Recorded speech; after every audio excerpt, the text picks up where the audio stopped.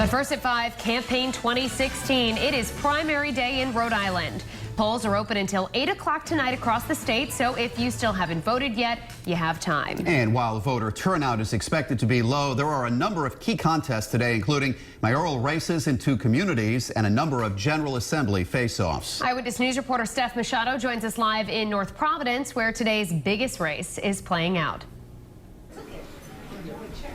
Well, this particular polling place in North Providence has seen just over 300 voters with 3 hours to go in the polls. And North Providence could see some of the highest turnout in what was predicted to be a very low turnout primary because of the mayor's race here.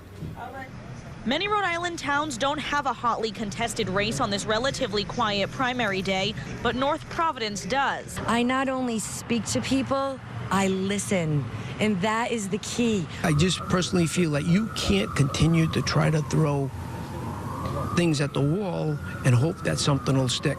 Incumbent Mayor Charles Lombardi is facing a challenge from City Councilwoman Kristen Catanzaro. Woonsocket also has 3 candidates for mayor on its nonpartisan primary ballot. Only 27 General Assembly districts have primaries, including one in Cranston, where Republican voters will decide if Stephen Frias or Shauna Lawton will take on House Speaker Nicholas Mattiello in November. If you don't like the way the government is being run, then come out and do something about it. Voters like Richard Lee are coming out to the polls despite the relative lack of fireworks, but turnout is predicted to be as low as 10%. We expect a very low turnout.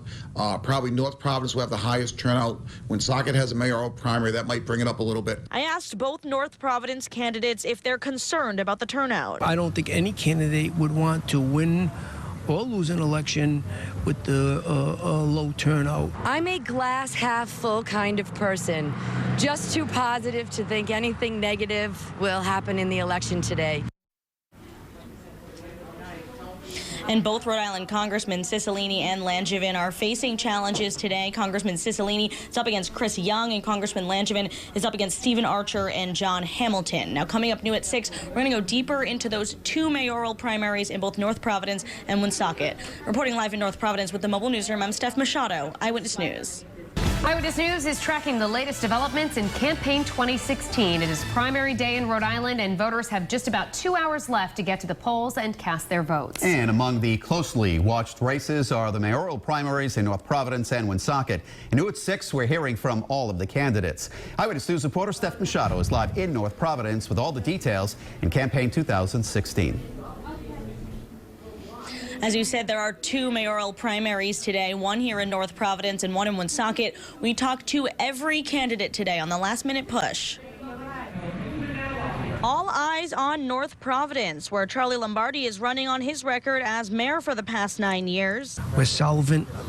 We're making people safer. Our crime rate's down 34%. Challenger Councilwoman Kristen Catanzaro is running on a platform of change. She says lowering car taxes is her priority. Mr. Lombardi not maintaining the affordability of our community, that's been at the forefront of my campaign. In Woonsocket's nonpartisan mayoral primary, incumbent Lisa Baldelli Hunt faces 2 challengers. She says she's running to continue work she began in her first term. I will continue to concentrate on blight removal and quality of life, economic development. City Councilman Roger Gillette describes himself as a bit conservative. He supported Baldelli Hunt 3 years ago, but now says he isn't happy with the job she did. I want to take care of the people and, lower taxes and do a lot of the right things that I think are not happening right now. And Michael Moniz is a retired McDonald's worker who has run for office many times to try and make Woonsocket better. I want to open up a community center to get kids off the streets. I want to be business friendly and city friendly. The only way we can get business in Woonsocket is to give them some kind of tax break. So in Woonsocket, the top 2 winners tonight will go on to be on the ballot in November. Here in North Providence, the winner of tonight's Democratic primary will go on to face independent Brian Quirk. Reporting live in North Providence with the Mobile Newsroom, Steph Machado, Eyewitness News.